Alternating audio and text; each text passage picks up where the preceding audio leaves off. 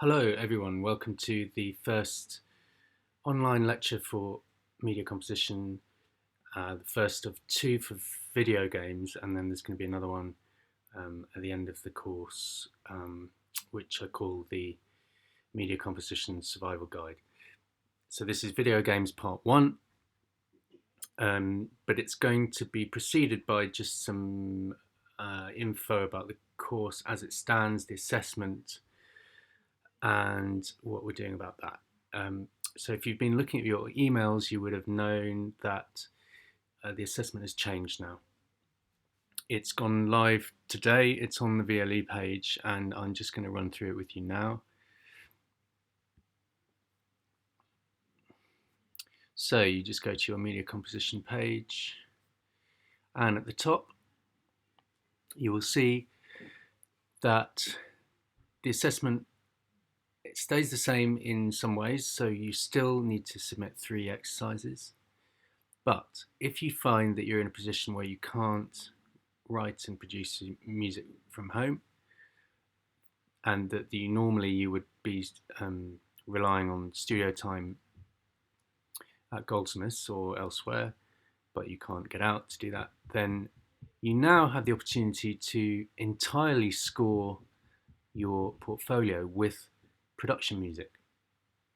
And from James's lecture, you now know what production music is. You may know some places to find it.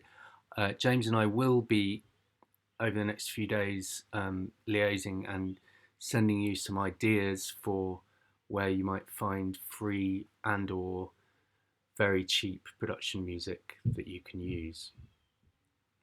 So in this case, if you find that you have to use production music, then you really become you become a music supervisor. I'll just get that off the screen.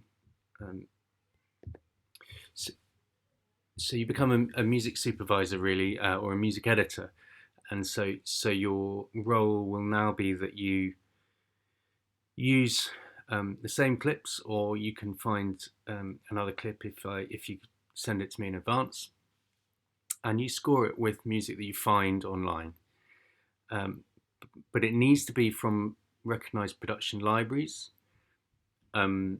because as James would have told you in the lecture, production music is written very carefully in order to be edited easily. So it has certain sections, it's easily editable.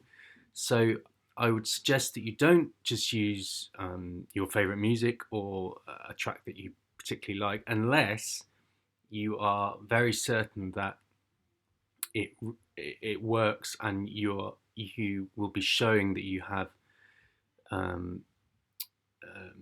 edited it in a skillful way. So I would strongly suggest that you use production music from production libraries. Most of you, I'm hoping, will already have music that you've written over the course, because we've now had 3 workshops, so you will have had the opportunity to write 3 exercises for those workshops.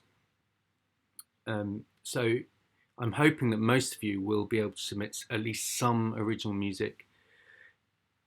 But if you feel that the music you've written so far isn't up to scratch, then you do have this option where you can technically submit all 3 movies with production music that is not your own music. If you read the new assessment guidelines, it says that in the commentary you need to demonstrate that you've thought carefully about your choices and how you've edited it. You need to show where you got the music from, and you really need to show some sense that you've done your reading, that you've done some research into production music, the way it's written, what it's for, how people use it, and the different uses, and the way that libraries are organised.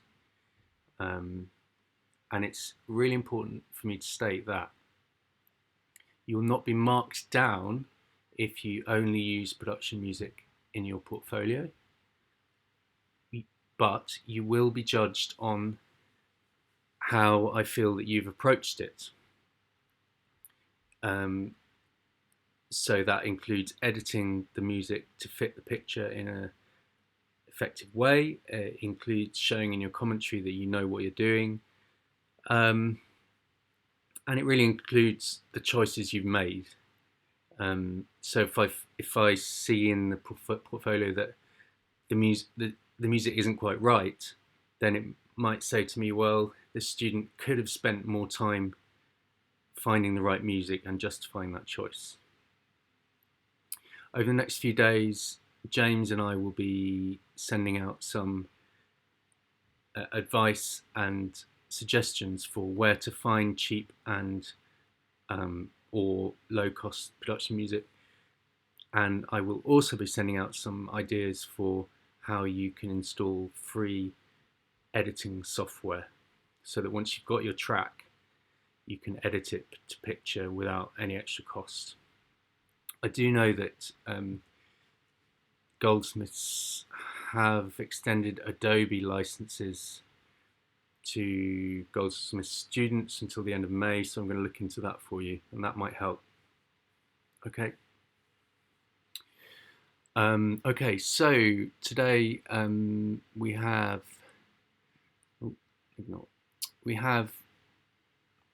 video games.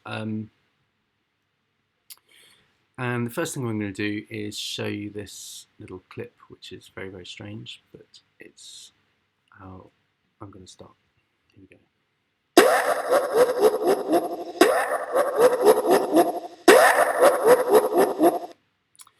Okay. Let's just find the notes here. Now, there's a book by William Cheng, which is on the reading list. I'll show you, which is this book here. It's called Sound Play, Video Games and the Musical Imagination. And in this book, it's quite an academic book. It's quite theoretical, but it's kind of representative of this relatively new field of what is called ludomusicology, and that is the study of video game music and sound. This book here, Tim Summers, is a little bit more hands-on. It's a bit more practical. It's not a manual for composition, but it's a bit more to do with the nuts and bolts. And if you're really interested in the nuts and bolts of composing video game music, this Winifred Phillips book is probably what you're looking for. And also I've suggested the Michael Sweet one here, Writing Interactive Music for Video Games. That's an excellent start. The thing with video game music books is that you really have to make sure that the book is recent. If the book is more than 5 or 6 years old, I would be wary of much of what it says in terms of technology, because technology changes so fast in this field, and is still changing. So be careful about, if you find a book, make sure it's a recent edition of that book. Even if the book was written 10 years ago, it's probably better to see if there's a more recent updated edition, because the technology will have changed. And that's partly what these lectures are about.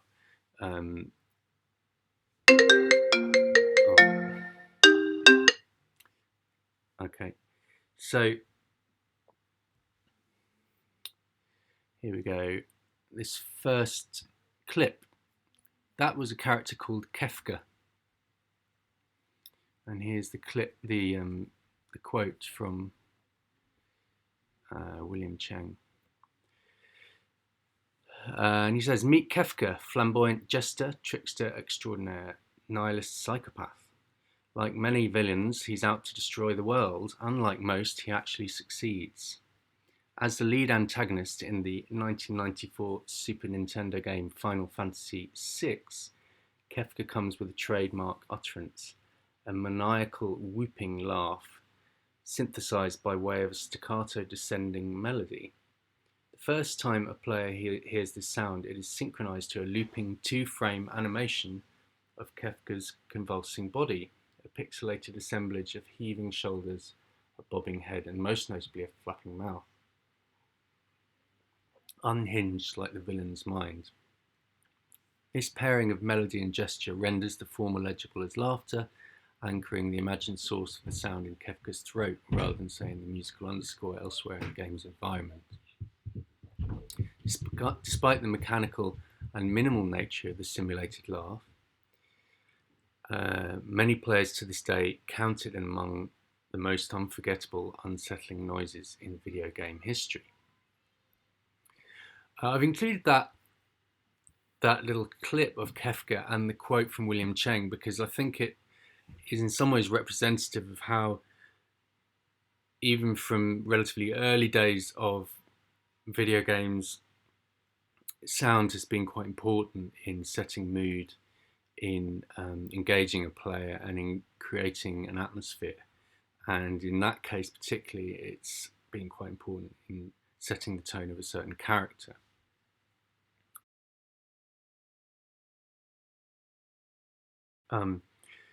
And I want to stay in terms of early video games for a minute and just show you a couple of examples. This one is from a game called Pong, made in 1972.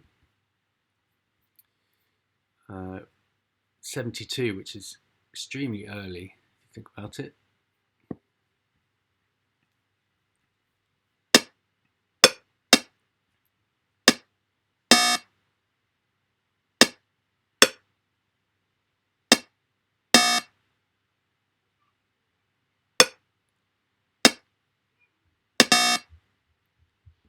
So extremely primitive graphics there. You may even recognize this kind of game. I certainly remember playing a version of this in the 90s. It hadn't changed that much. So that, as you can see from that clip, that's the Atari version of that. Even then, in 1972, in the very, very early days of arcade games and video games, and in those days it really was, you might call them arcade games, because people would go to arcades and play these things. Even then, you can see there's sound accompanying certain actions. This ball goes from side to side and makes a sound every time it hits a bat, and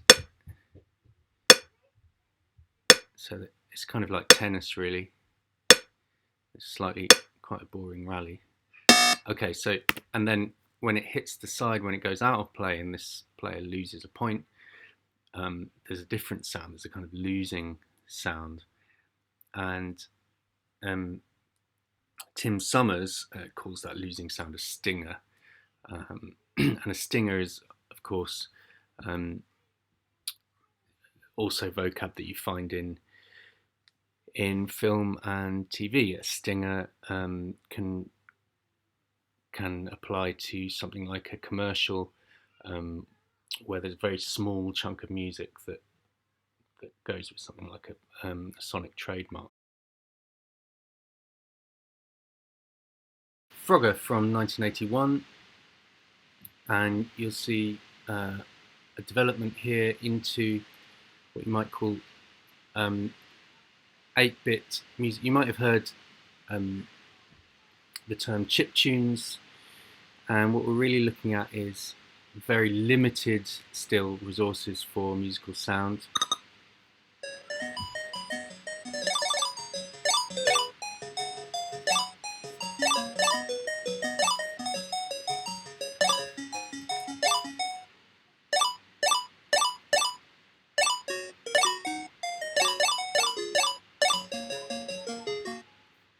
But the development here is that you've got sounds for the movement of the frog, up and down, left and right. You've also got some music accompanying. I'm going to look at the very basics of that technology in a minute.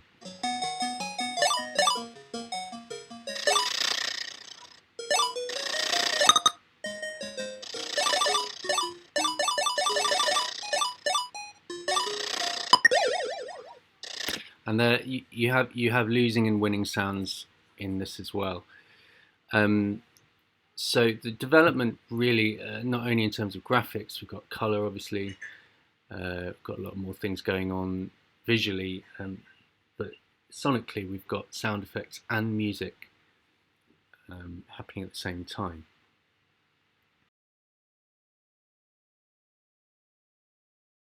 These early machines had 3 channels, and obviously it increased over time, but these 3 voices, if you like, you could assign different sounds to each voice, and that's kind of it. And so composers really were very restricted in terms of what they could do with those channels. I'll just play a little bit of this video and then you can watch it in your own time. Here we go. Commodore 64 had 3 voices. It could produce 4 different types of waveforms: square, triangle, sawtooth, and noise, or any combination of those. In the early days, most programmers would just assign a certain sound to a particular voice and just leave it that way throughout the entire song. That was the simplest thing to do. Here's an example from the game Mule.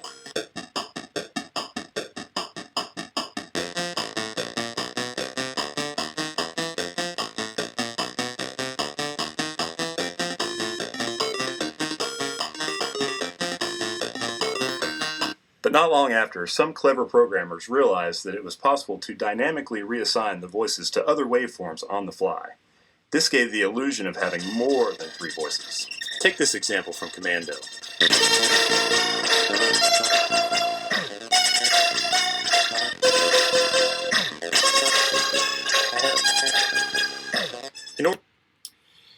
So that kind of explains very briefly the technology that people were working with in those days. Here's another from the 90s, this one. So we've had Frogger. Here's Sonic the Hedgehog from the 90s.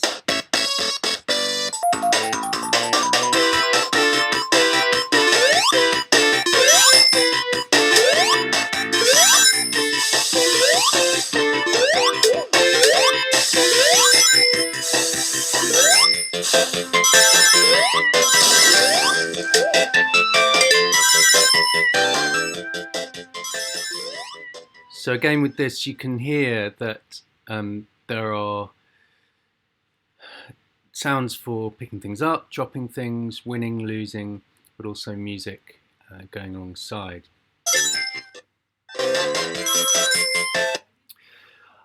So the thing with this kind of game is that what we need to remember is that at this point, video games could only accommodate very few simultaneous melodic tracks.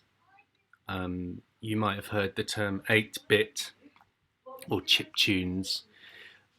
This is really the technology whereby there are very few channels through which musical pitches can be fed because the processing power of these early machines was very low. So the problem here is that there's a real challenge for composers to be able to create something that worked with such small resources. So that's Sonic the Hedgehog from 1991. Okay. Now moving on. The one more thing that you might have heard, something called chip tunes, which is actually quite an amazing genre of music. And I'll just find it for you. Chip tunes is a genre of music that utilizes this early 8-bit, very primitive video game technology to make music. Here's an example.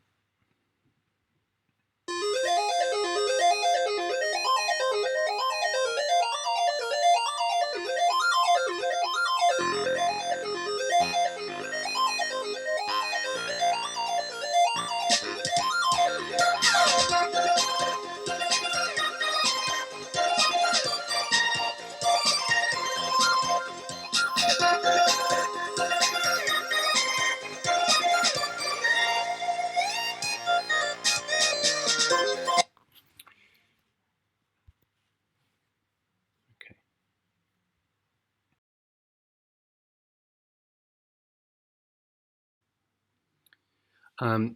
So chiptunes are not necessarily using those three voices, but certainly do use what's often called a PSG, a programmable sound generator, which is a piece of technology that was used in these early arcade games.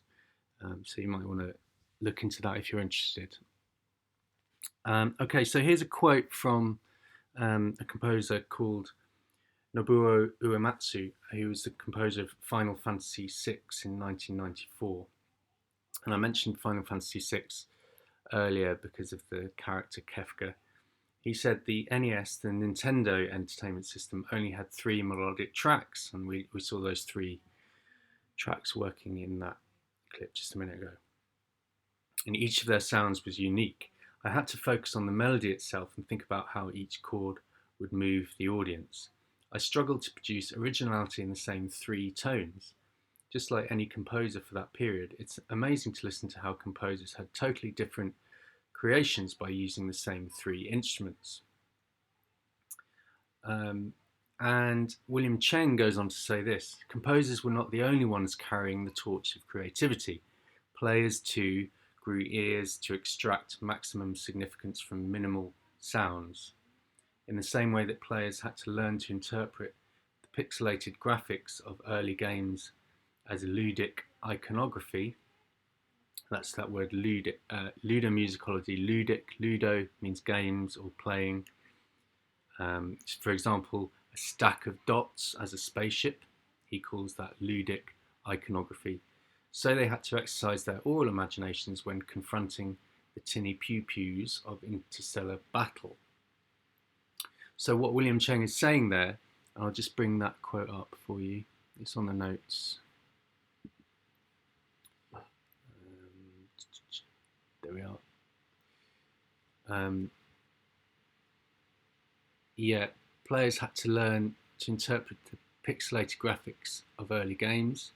So he says, for example, a stack of dots is a spaceship. So you learn to know that when you see that little triangle of dots, that means a spaceship, even though it doesn't look anything like any kind of spaceship that we really know about, but we just learned that that's a spaceship. And then confronting the tinny pew-pews of Interstellar. So you know that something that makes what he calls a pew-pew sound, then that means someone's shooting a gun at another spaceship, for example. So you're having to sort of compromise in a way. You're having to use your imagination in these early games. Now things have moved on. I'm just going to play an example from a score from Killzone 3, which is nearly 10 years ago now, but you can see how scores for video games have moved on to big budget, orchestral, huge sound worlds. Here we are. Start again.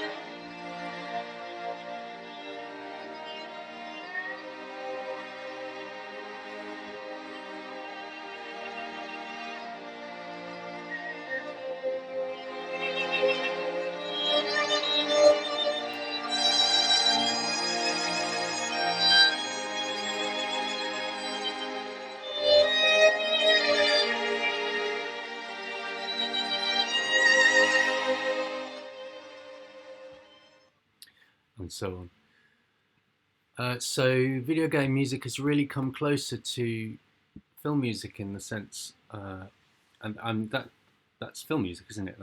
That's big, lush orchestral film music that is used for video games. So things have changed massively. The technology has become such that you can have that kind of music playing alongside your game, but also the budgets are there for composers to be able to set up sessions and have orchestrators and music producers and all that kind of thing. But we're going to talk about later in this lecture, hopefully, and in the next one, that there are some huge differences now between the way video game music functions and works to film music. And I'm going to start that by talking about what I call the difference between linear media and games media. So I'll just get up some notes here. So linear media versus games. So what I mean by linear media, linear media simply goes from left to right. It's in a line. Film and TV are linear media. When you watch a film, you start at the beginning and you watch, and then it finishes at the end, and there's not much you can do about that. Especially if you go to the cinema, you can't switch it off. If you need to go out, you miss some of it, and it just goes on until it finishes, and you're kind of passive in that sense. You're watching the film, but there's nothing you can do about how that film unfolds. You just have to accept what happens in the film, and you're not. What I'm saying is that you're not interacting with that film in any way apart from being a passive receiver. Games, on the other hand, are different. You as the player have some kind of input in the way the game unfolds. So the first thing to say is that in linear media, the composer, so let's start with linear media. The composer has control over musical development. So if the composer wishes to introduce a theme at the beginning and then develop that theme until the end, where that theme changes in some way according to the way the characters have developed, like a leitmotif, for example, the composer can control that. So the timeline of the musical material is very much under the composer's control.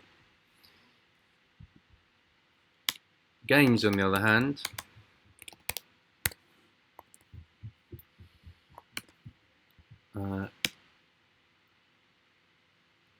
time and action, and therefore musical development is controlled by the player to some degree. Okay, so we have a very basic difference there, that the way music functions in games is controlled by the player to an extent. Now, that has changed obviously over the years as game music and sound has developed. And so now you have a situation whereby game music and sound can respond to how you are playing and how your game is how your gameplay is going, to put it crudely. Obviously, in the early days of Pong and all that, the music was relatively unchanging. So the next thing to say is that in linear media, so this is back to linear media again, TV and film, sequences or cues, well, let's just call them cues for now to avoid confusion. Cues have known and fixed start times, end times, and durations. And you know that from your music and film essays, that a cue will start at a certain point and will end at a certain point. In games, on the other hand, music must span action sequences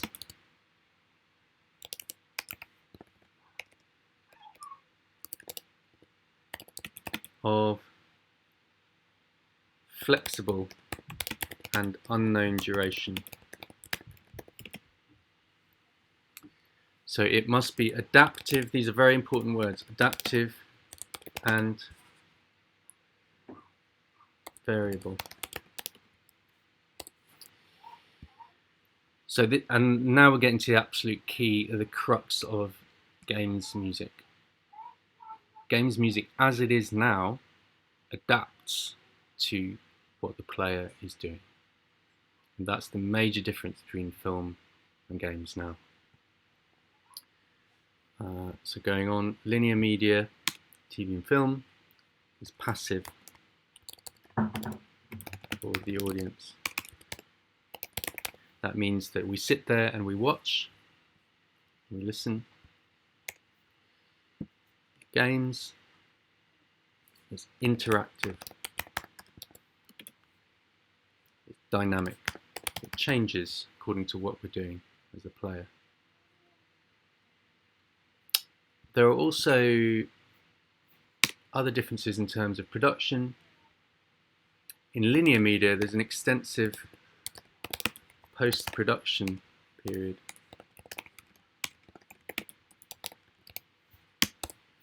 So in film and TV, you have pre-production or development. Funding is, we're going to get onto this a bit later. Development is funding, writing, so forth. Pre-production, casting, preparation for shoot, for example, and production is the shoot itself, and post-production is your edit, your music mix, your sound mix, ADR, Foley, grading, all these kinds of things that happen after the shoot has happened. In games, you don't have those 3 or 4, depending on how you look at it, production periods. In games, all elements of the game are developed simultaneously. Okay, so you might often have music being written and developed throughout this period. It really depends on what kind of game it is. In linear media, you have a low risk of listener fatigue. Now I'm going to use this word, I've heard it used quite a lot. Listener fatigue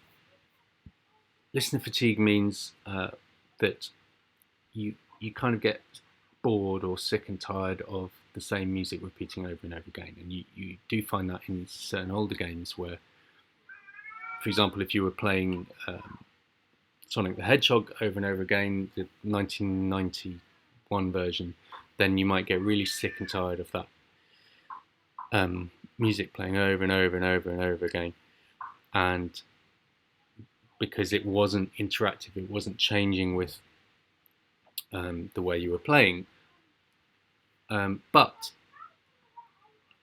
in film that tends not to happen, because in film and TV, the composer has some control over how much is repeated, how much stuff is repeated musically. In games, you have to be very aware. Composer must be aware of risk of listener fatigue, which is caused by over repetition of musical elements, musical material.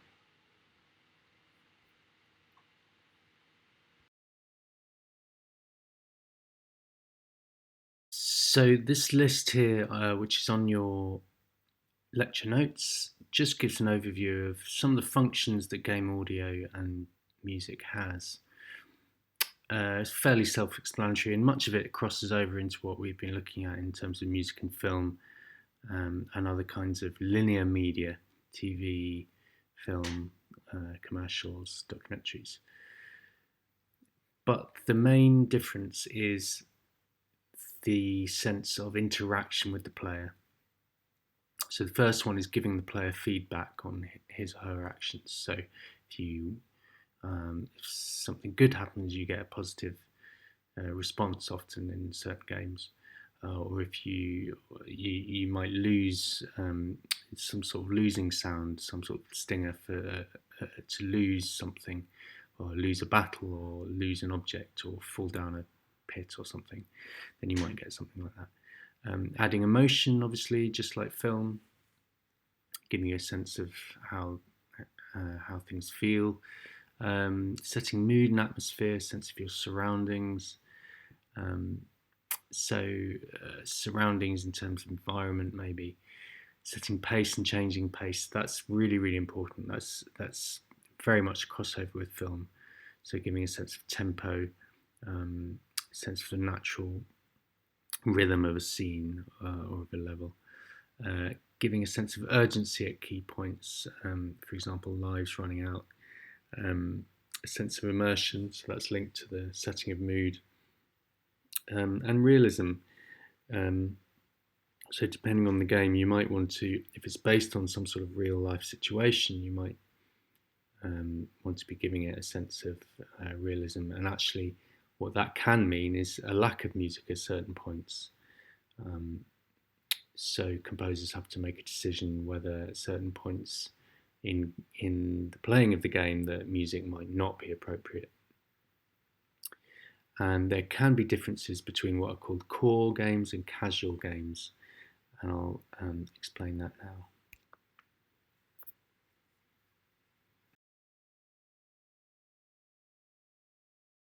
You might find bandied around is the term casual versus the term core in gaming. Casual gaming is gaming that most of us have done at some point. That's a casual gamer is someone who might not play very much and plays rarely, maybe plays something on their phone now and then, or just occasionally digs something up on the computer. Maybe doesn't have a dedicated console at home.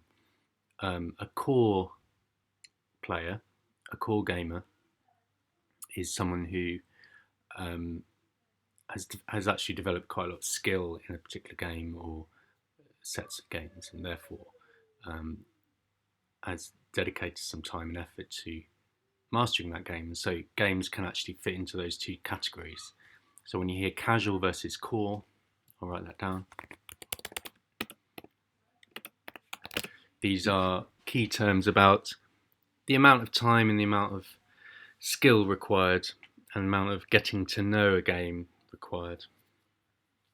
In casual games, you have 2 to 3 hours of play experience.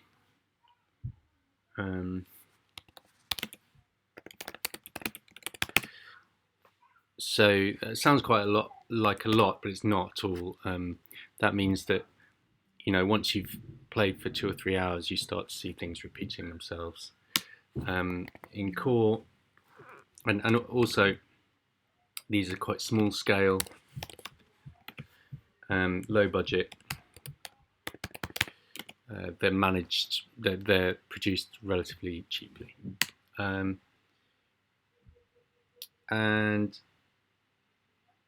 then in the more core area, you have console games.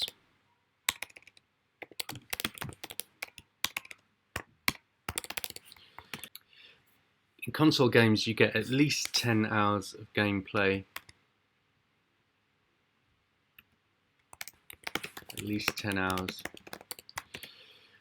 And sometimes you can get up to 50 hours.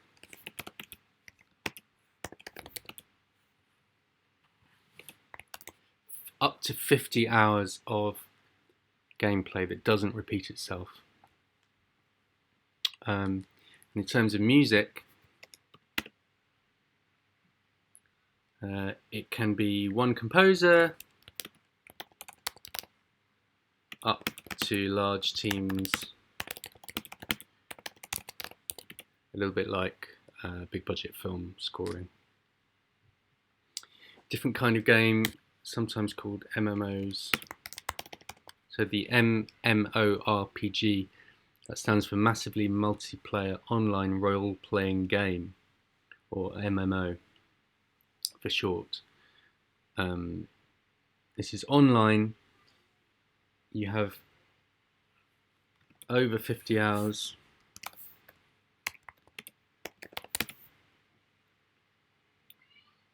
And you can have, and just think about this for a minute, you can have over 15 hours of music. Over 15 hours of music. And that's a huge undertaking. That doesn't necessarily mean that you have to write 15 hours of music, but what you have to do as a composer is prepare your music in such a way as it adapts itself to not be too repetitive over that period of time. And we're going to get onto the ways the composers do that. So World of Warcraft, for example,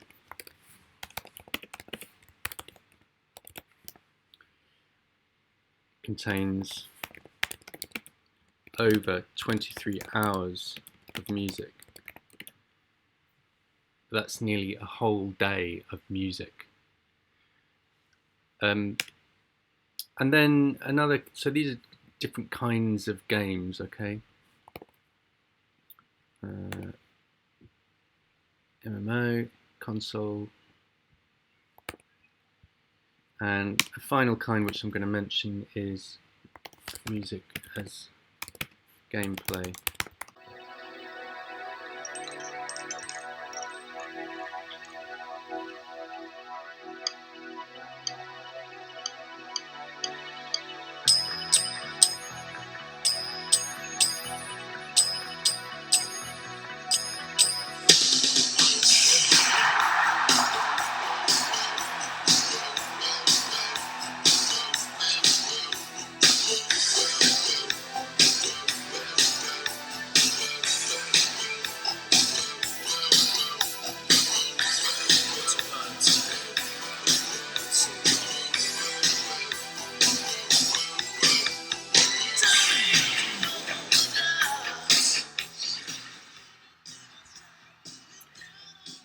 So this is the kind of game that uses music as its driving force and encourages the player to literally play in some way through the console or through some other means music and to give understandable and straightforward instructions how to play along with that music.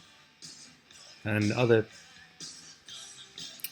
types of games that are similar to this are, you get a lot of dancing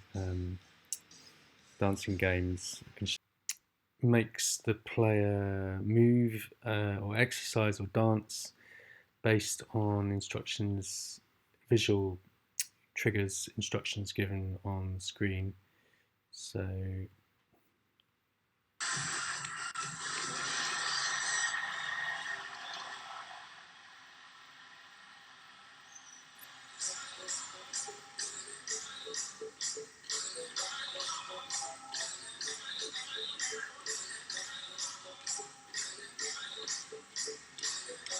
So rather than helping to make the music, it's responsive, but also it's a very musical activity.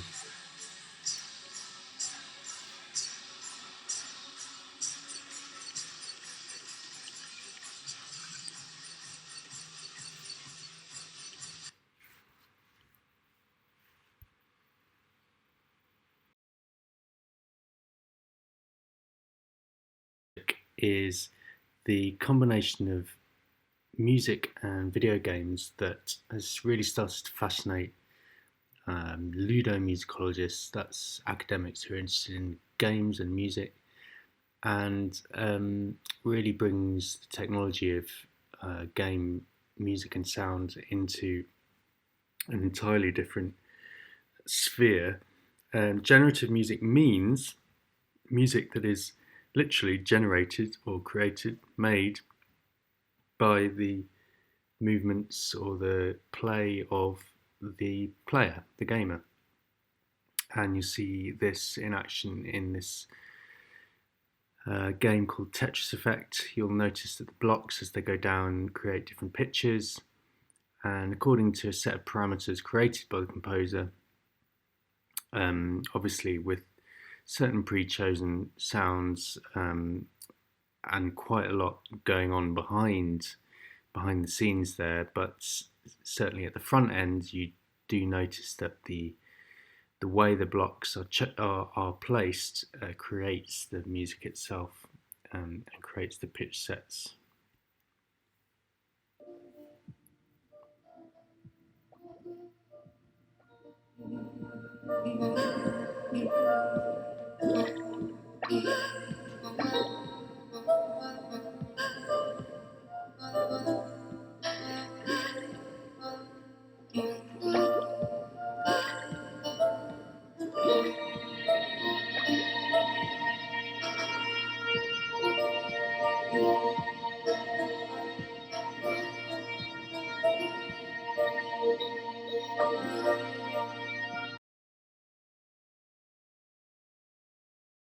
So we've got this generative music, which we just demonstrated, whereby the music is made specifically by the actions of the player, although there is a significant amount of work that goes on before that even happens in the game engine.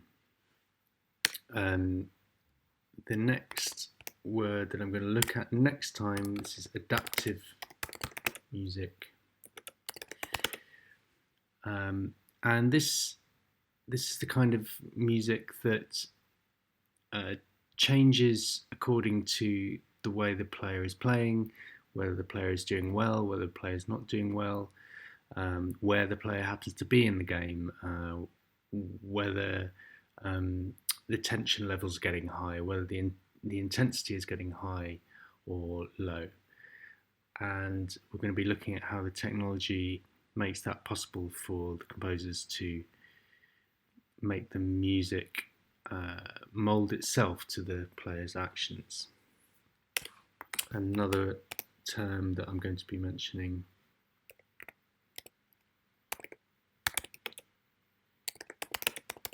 procedural sound design.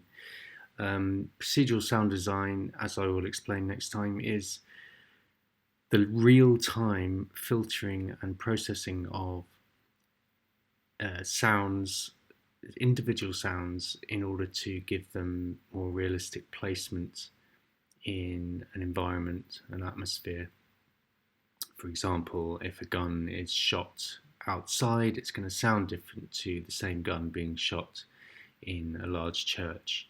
And the technology available now means that rather than have a big bin full of separate audio files in your game engine, you might have just one audio file of that gunshot, but then it is allowed to be processed in many different ways in order to respond to different environments where the player might be going through in different levels or settings, so forth.